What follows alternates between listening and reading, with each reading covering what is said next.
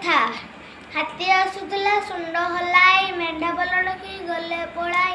ନଈରେ ପଶିଲା ହାତୀ, ସୁଣ୍ଡରେ ତାରେ ପିଚକାରି ମାରି ପାଣି ଖେଳିଗଲା ମାତି। ହାତୀ ଖେଳକୁ ଏଣ୍ଡୋ ଡାକି କହିଲ ତାକୁ ତରାଟି ଆଖି, ଅସନ କରୁଛ ପାଣି, ଜୀବନ ଭାଇ ତୁମେ ବିପଦକୁ ତୁମେ ଡାକି ଆଣୁଅଛ ଜାଣି ଜାଣି। ମୁଣ୍ଡ ହଲାଇ ସୁଣ୍ଡ ହଲାଇ ହାତୀ ପଚାରିଲା ଏଣ୍ଡୋ ଭାଇ, କହିଲ ମତେ, ଜୀବନ ପାଇଁ ମୁଁ କେଉଁ ବିପଦକୁ ଡାକି ଆଣୁଅଛି ସତେ? ଏଣ୍ଡୋ କହିଲା ହେ ହାତୀ ଭାଇ, ତମ ମୁଣ୍ଡରେ କିଛି ଅକଲ ନାହିଁ।